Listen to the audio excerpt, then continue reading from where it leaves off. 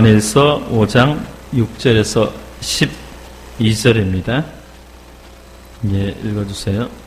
이는 물과 피로 임하신 이시니 곧 예수 그리스도시라. 물로만 아니요 물과 피로 임하셨고 증언하는 이는 성령이시니 성령은 진리니라. 증언하는 이것이시니 성령과 물과 피라. 또한 이 셋을 합하여 하나이니라. 만일 우리가 사람들의 증언을 받을진대 하나님의 증거는 더욱 크도다. 하나님의 증거는 이것이니 그의 아들에 대하여 증언하신 것이니라.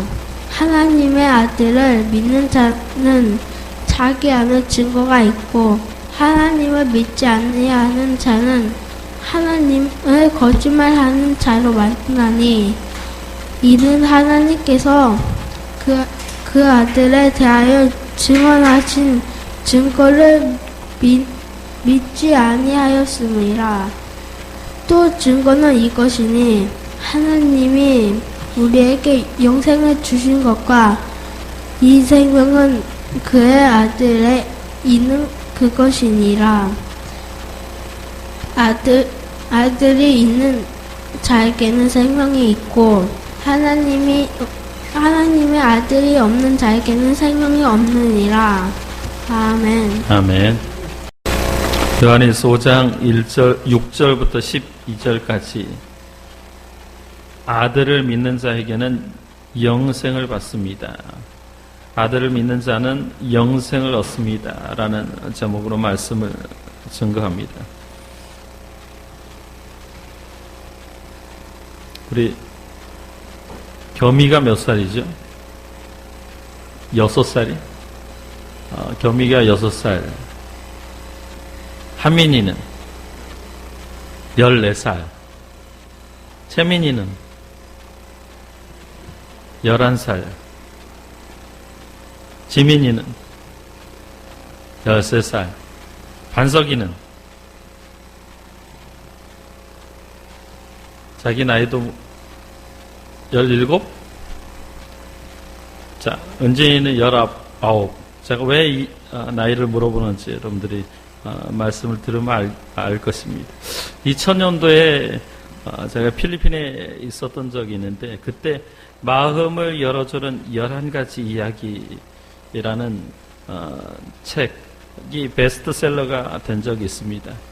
영어로는 치킨 수프인데 이 마음을 열어주는 101가지 이야기를 그때 좀 재미있게 또 마음에 와닿게 읽었던 적이 있습니다.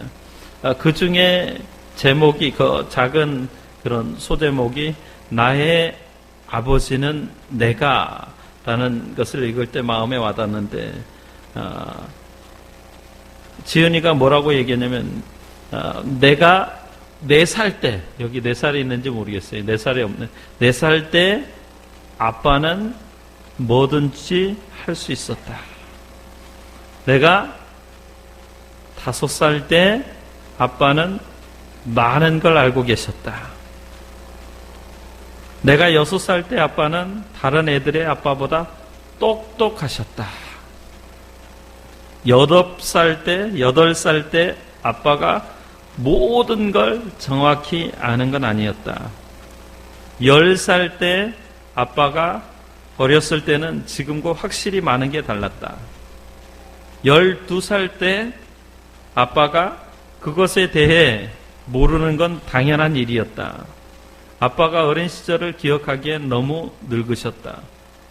14살 때 아빠에겐 신경 쓸 필요가 없어.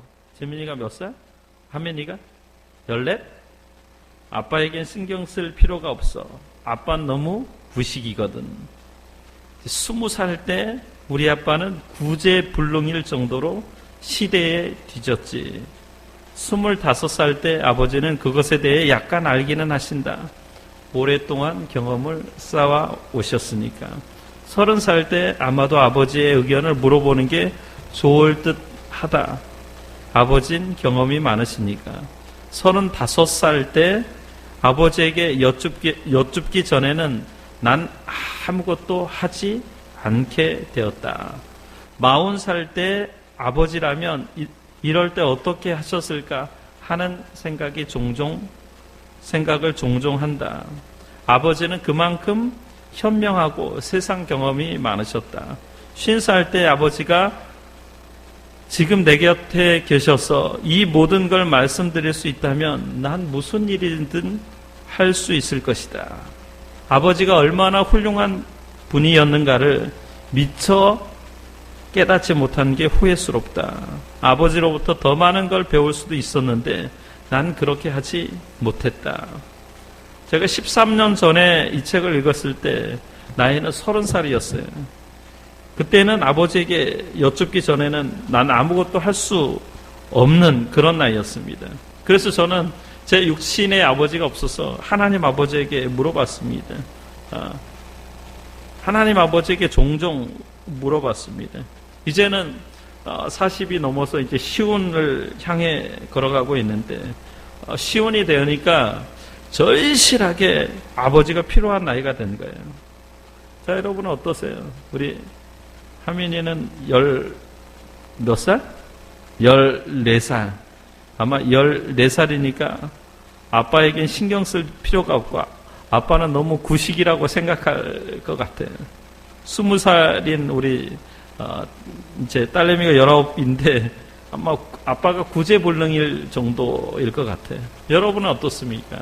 여러분 30살이고 40살이 되었는데 이제 정말 아버지가 필요한 나이입니까? 아버지가 절실히 필요한 그런 시기를 걷고 있습니까?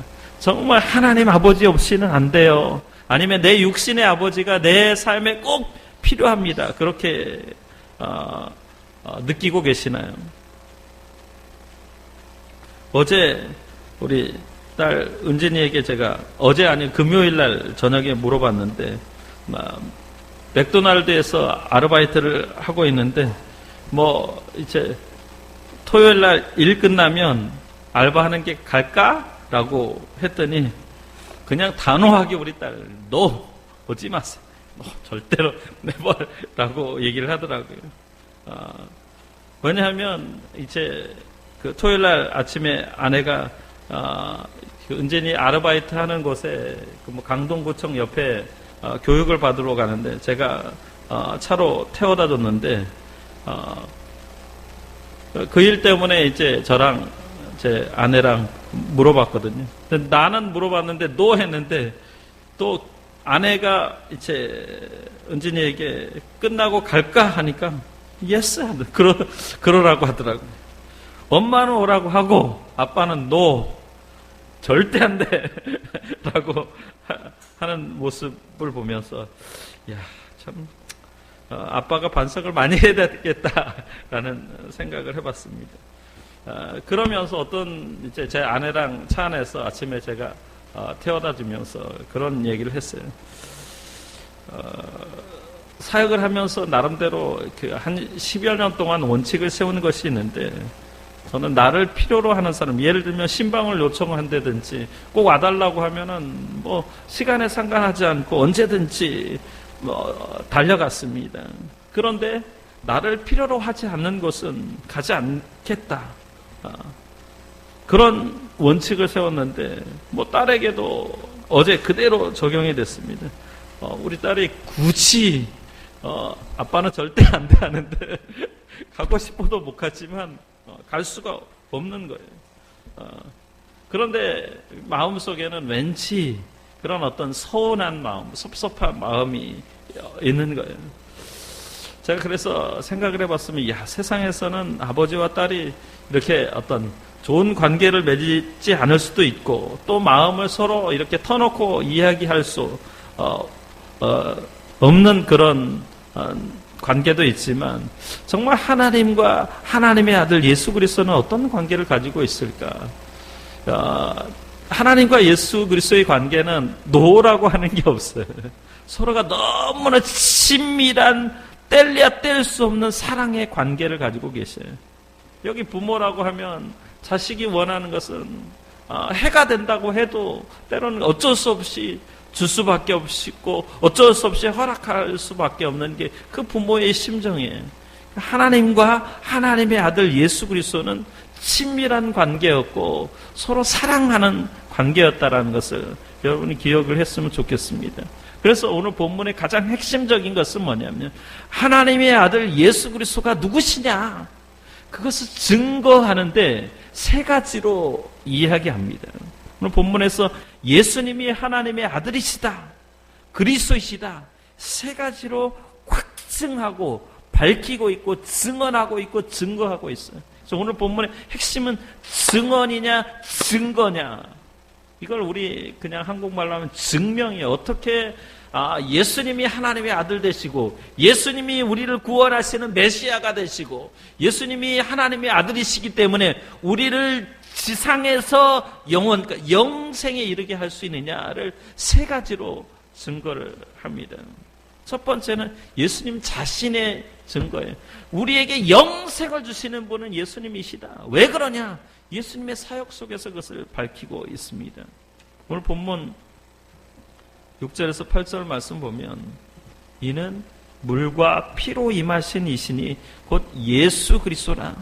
물로만 아니요 물과 피로 임하셨고 증언하는 이는 성령이시니 성령은 진리니라. 증언한 이가 셋이니 성령과 물과 피라. 또한 이 셋은 합하여 하나이니라. 여러분 예수님의 공생애를 보십시오. 예수님은 이 땅에 오셔서 육체로 오셔서 물 세례를 받으셨습니다.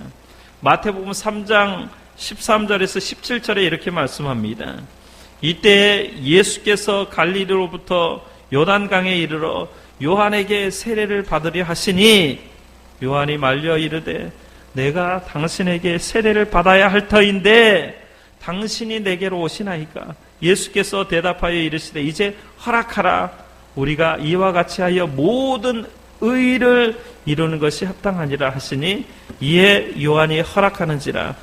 예수께서 세례를 받으시고 곧 물에서 올라오실새 하늘이 열리고 하나님의 성령이 비둘기같이 내려 자기 위에 임하심을 보시더니 하늘로부터 소리가 있어 말씀하시되 이는 내 사랑하는 아들이요 내 기뻐하는 자라 하시니라.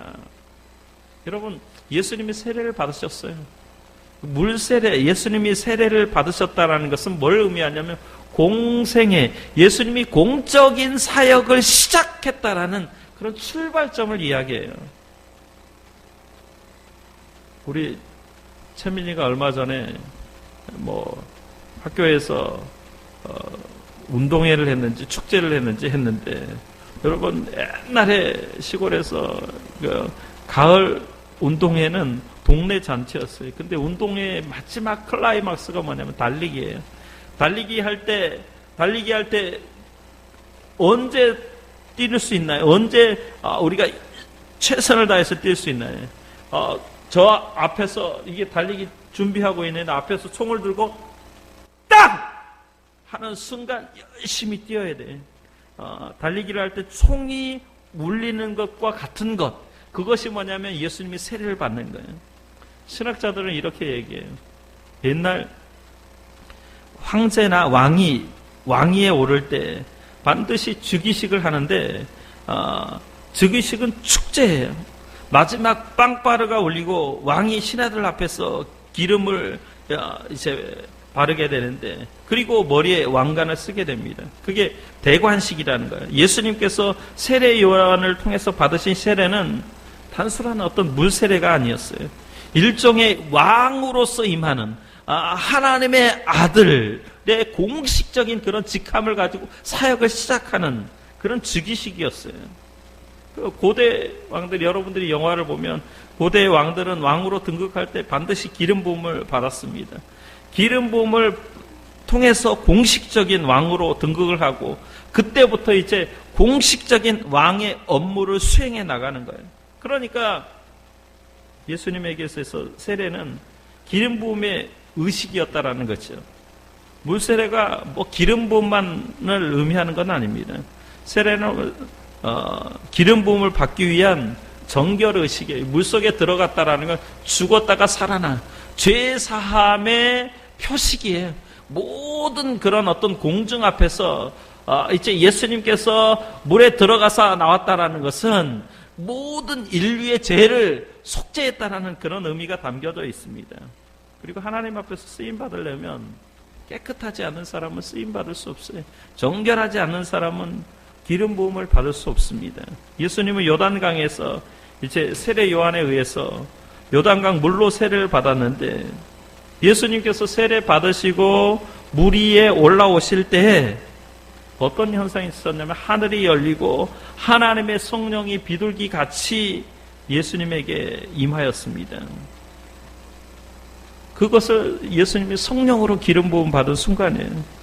그러니까 세례는 정결의식과 기름 부음이 동시에 일어나는 또 영적인 신비한 그런 의식이에요. 예수님께서 세례를 통해서 기름 부음을 받으시고 그때부터 이제 세상의 모습을 드러내서 메시아로서 공식적인 그런 기름 부음 받은 자의 임무를 수행하는 거예요. 하나님께 보냄을 받은 만왕의 왕으로서 임무를 수행하셨어요.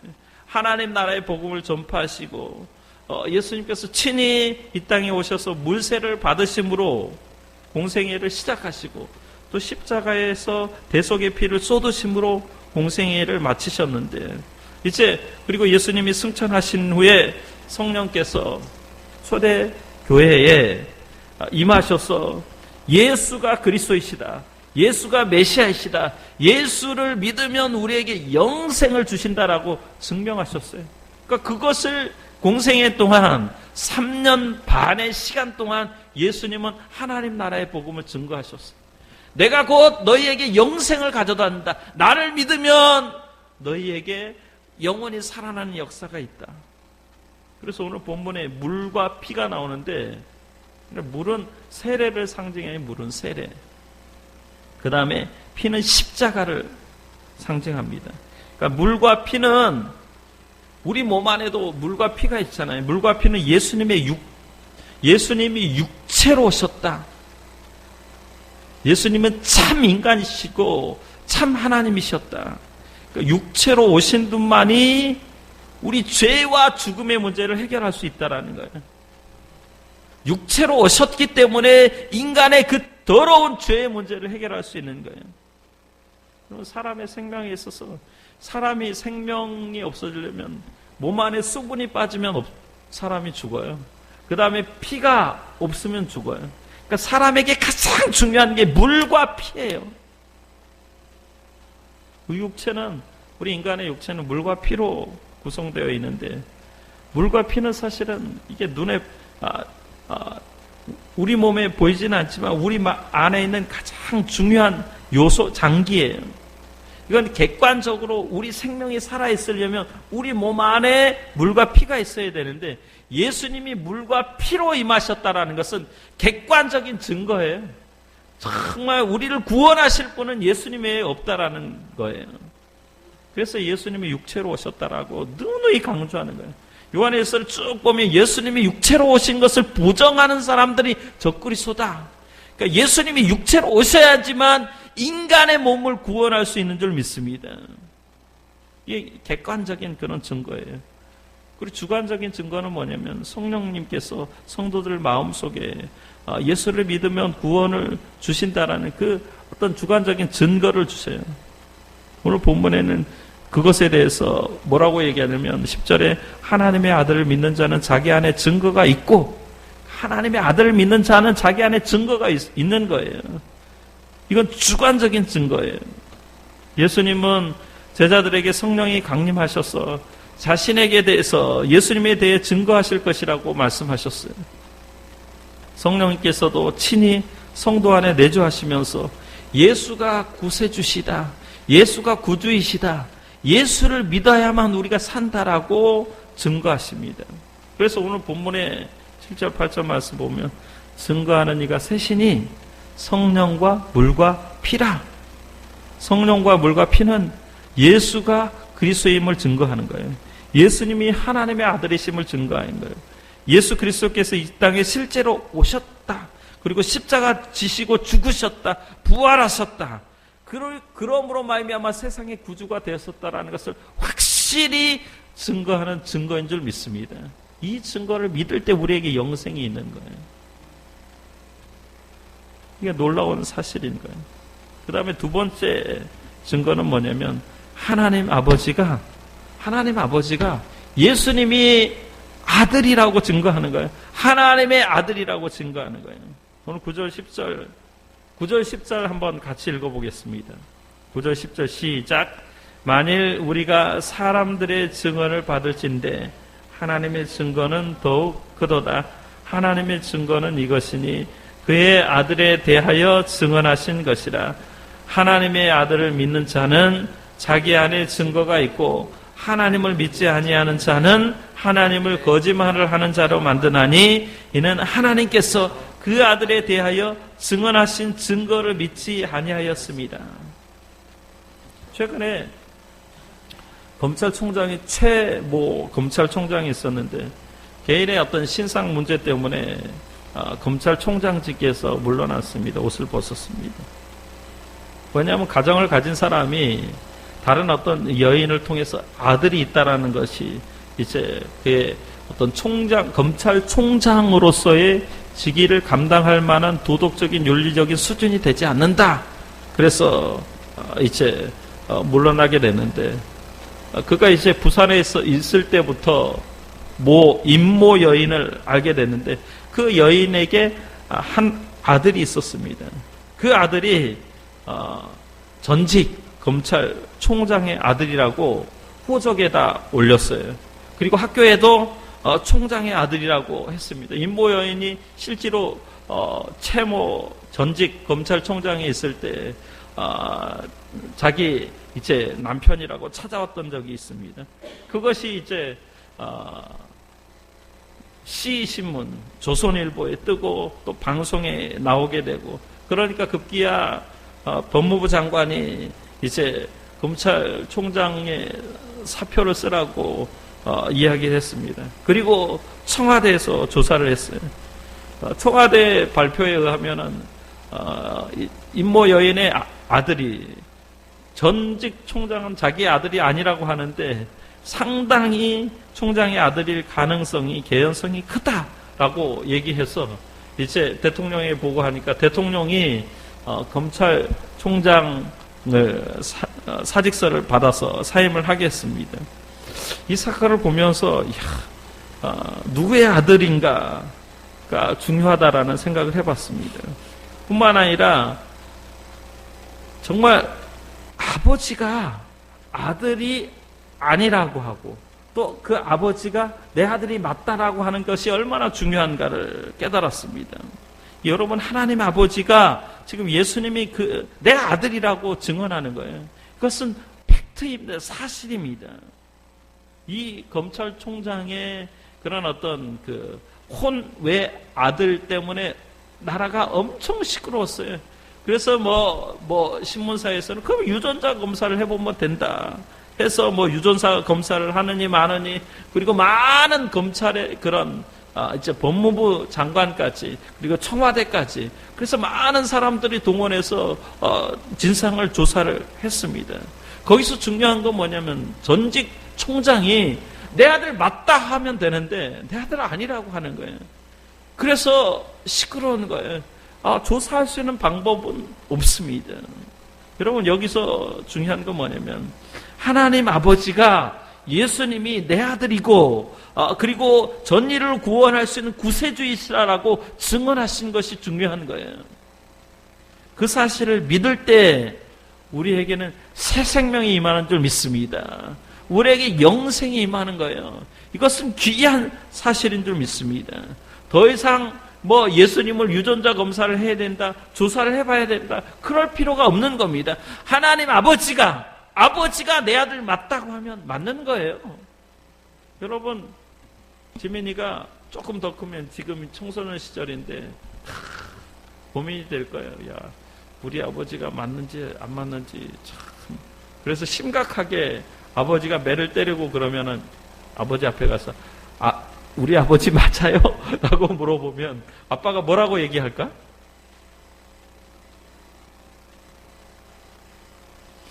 뭐라고 얘기하면 깃방맹이 하나 때리고 맞아. 그러면 되는 거예요. 하나님은 구약 성경 전체와 이스라엘 역사를 통해서 끊임없이 오실 메시아를 증거했는데 오늘 그걸 사도 요한은 이렇게 얘기하는 거예요. 만일 우리가 사람들의 증언을 받을진대 하나님의 증거는 더욱 크도다. 그런 거예요. 여러분 법정에서 사람들의 증언이 얼마나 중요한지 몰라요. 교통사고를 보면 뭐 경찰의 업무 가운데 교통사고의 그런 어떤 증인을 찾고 그 다음에 피해자가 가해자 되고 가해자가 피해자를 막는 일을 하는 것이 중요합니다. 그래서 거리마다 어떤 현수막을 보는데 플랜카드를 보는데 목격자를 찾아요. 왜 목격자를 찾을까요? 거기 보면은 교통사고를 목격하신 분을 찾습니다. 몇 날, 며칠, 몇 시에 어디서부터 어떻게 가던 차에 튀었던 사람이 이제 목격자가 나타나면 충분히 살해하겠습니다라고 얘기합니다. 거리마다 현수막이 널려 있어요. 왜 그럴까요? 왜 목격자를 찾을까요? 억울한 누명을 쓸 수 있으니까. 사람들이 증언 한마디에 따라서 그 누명에서 벗어날 수 있고 그 다음에 피해자가 가해자가 될 수 있으니까. 사람들의 증언이 이만큼 중요한 거예요. 이게 사고를 당하지 않은 사람은 모르는 거예요. 정말 어떤 사람이 나에게 제가 예전에 운전을 하고 오는데 도서관에 갔다가 한 11시 넘어서 안양에 살 때 운전을 하고 오는데요. 어떤 술 취한 사람이 운전을 하고 오는데 그냥 횡단보도도 아니고 그냥 도로로 확 와가지고 내 차를 받았어요. 내가 받은 게 아니라 그 술 취한 사람이 내 차를 받았어요. 사람들이 막 웅성웅성 오면서 뭐라고 얘기했냐면 내가 증언해줄게. 이 사람이 지금 미친 사람이고 술 먹은 사람이라고. 그래서 무단횡단했다고. 많은 사람들이 경찰 앞에서 자기가 증언해주겠다고 했어요. 근데요, 제가 그때 보험을 들지 않았어요. 보험을 들지 않아가지고 엄청나게 손해를 봤더니 아무리 증언이 있다고 하고 보험을 들지 않은 것 때문에 그 사람이 이제 다음날 되고 병원에 입원하고 난 다음에 아프다고 하면서 합의를 안 해주는데 얼마나 힘든 일을 겪었는지 몰라요. 그러니까 사람의 증언이 이만큼 중요한 거예요. 사도 요한의 논리가 그래요. 야, 사람의 증언이 그렇게 중요하냐? 그러면 하나님의 증거는 어떠냐? 하나님의 증거는 더욱 크다라고 얘기하는 거예요. 세상 법정에서 사람들의 증언을 받는데 하물며 하나님의 증거는 더욱 크지 않겠느냐? 그게 오늘 본문 말씀이 하나님의 증거는 이것이니 그의 아들에 대해서 증언하신 것이라. 하나님이 지금 예수님에 대해서 내 아들 맞다라고 말씀하시는 거예요. 그럴 때는 유전자 검사가 필요하지 않는 거예요. 아버지가 아들이라고 하잖아요. 이보다 더 큰 증거가 어디 있어요? 제가 반석이 보고 반석이가 내 아빠 맞으세요? 라고 얘기하면 맞다 하면 끝나는 거예요. 그죠? 아니라고 자꾸 얘기하면 어떻게 해? 깃방망이 한 대 맞는 거지.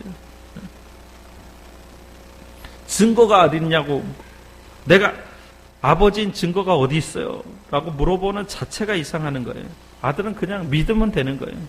그게 오늘 본문 말씀 10절이에요. 하나님의 아들을 믿는 자는 자기 안에 증거가 있고 하나님을 믿지 아니하는 자는 하나님을 거짓말하는 자로 만드나니 이는 하나님께서 그의 아들에 대하여 증언하신 증거를 믿지 아니하였습니다. 자기 안에 증거가 있다고 얘기해요. 믿음의 증거, 성령의 확신이 있는 거예요. 하나님의 증거는 이렇게 확신해요. 하나님은 예수 그리스도를 보내주셨어요. 예수님은 우리를 구원하시려고 이 땅에 오신 거예요. 그리고 예수님은 우리를 구원하기 위해서 친히 죄가 없음에도 불구하고 세례를 받으셨어요. 그 십자가에서 물과 피를 쏟으시고 우리 죄를 위하여 죽으셨어요. 우리 죄를 대신하여 죽으시고 의롭다함을 인정받기 위하여 다시 살아나셨습니다. 부활하시고 하나님 우편에 승천하셨습니다. 예수님께서 세례 받으실 때 성령이 비둘기같이 임하셨습니다. 하나님의 음성을 통해 이는 내 사랑하는 아들이다. 하나님이 친히 하늘로부터 말씀하셨어요. 이는 내 사랑하는 아들이다. 그리고 내 기뻐하는 자다. 이것보다 더 확실한 증거가 어디 있어요? 하나님 아버지가 예수님이 내 아들이시다라고 증거하시고 증언하실 때 그 사실을 믿는 자는 복이 있는 줄 믿습니다.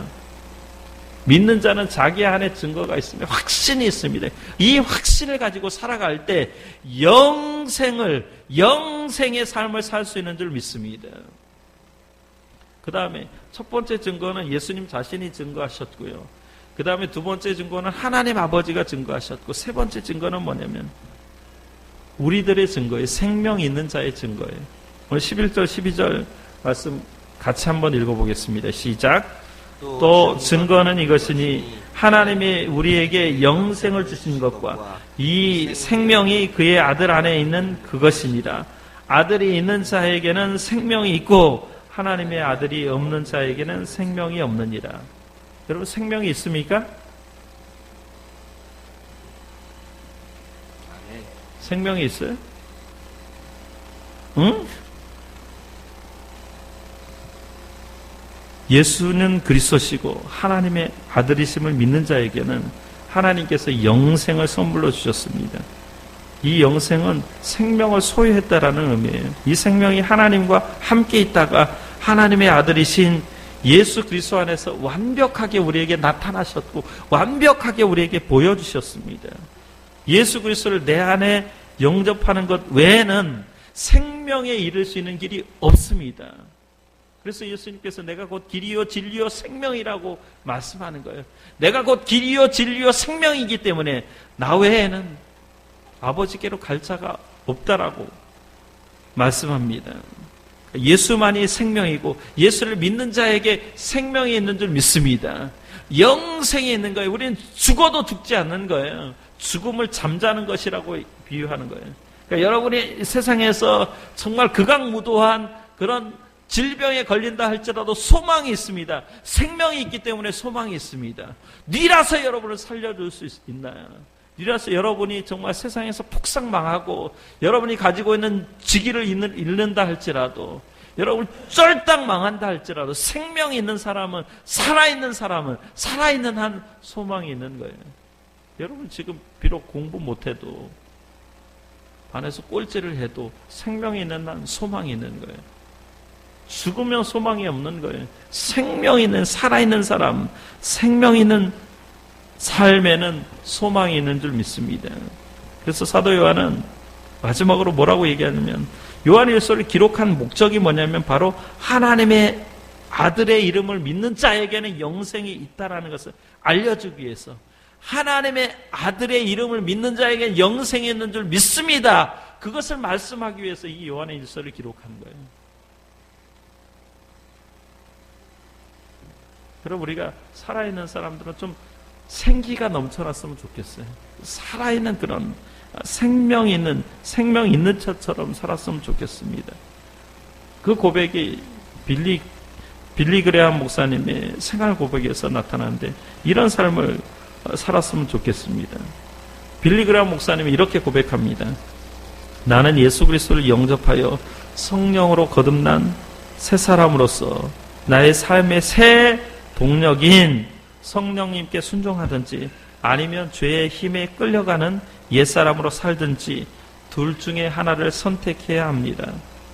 감사하게도 이제는 성령님이 내 마음에 내주하십니다. 그분께서 나에게 하나님의 성품을 지닌 영생하는 새 생명을 주셨습니다. 그리고 그분은 내 속에 계시면서 나의 옛 습관을 부셔버리고 나의 동기를 순화시키고 나의 초점을 새로운 목표, 즉 예수 그리스도를 닮아가는 일에 초점을 맞추도록 하십니다.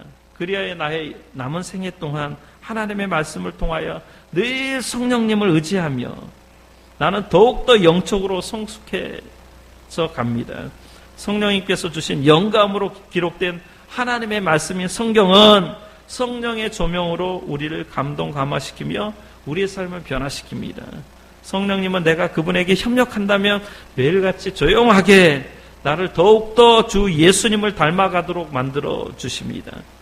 그러나 결코 잃지 말 것은 내 안팎으로 내 안과 밖에서 항상 싸움이 있으리라는 것입니다. 사단은 결코 나를 포기하지 않는 무자비한 적입니다. 사단은 아담과 하와에게 했던 것처럼 나의 정욕과 나의 탐욕과 나의 교만을 파고듭니다. 나를 유혹하게 만들 것입니다. 나의 옛사람이 깨어나서 죄를 범하기를 원할 것입니다. 그러나 나는 내 안에 더욱 강한 힘으로 우리를 도우시는 성령님을 모시고 있습니다. 자녀들아, 너희는 하나님께 속하였고 또 저희를 이기었나니 이는 너희 안에 계시니가 세상에 있는 이보다 크심이다. 요한일서 4장 4절 말씀이에요. 내가 성령님과 협력하여 그분에게 도움을 청하면 그분께서 내내 유혹을 이길 힘을 주실 것입니다. 매번 유혹을 이길 때마다 그분은 나를 더욱 강하게 만드실 겁니다. 이게 영생 얻은 사람, 새로운 생명을 가지고 있는 사람의 삶의 모습인 줄 믿습니다. 여러분들이 오늘 예수님께서 우리의 구원자시고 또 하나님의 아들이시라는 그 증거, 또 하나님께서 친히 예수님이 내 아들이시다, 내 아들이다, 내가 너희를 구원한다 라고 말씀하셨고, 또 성령께서 우리에게 새로운 생명을 주셨다면 죄와 싸워 승리할 수 있는 그런 권세가 있는 삶을 사시기를, 그래서 아들을 믿는 자는 영생을 받고 영생을 얻었다라는 그 영생 얻는 모습이 우리 안에 늘 있기를 예수 이름으로 축원합니다. 기도하겠습니다.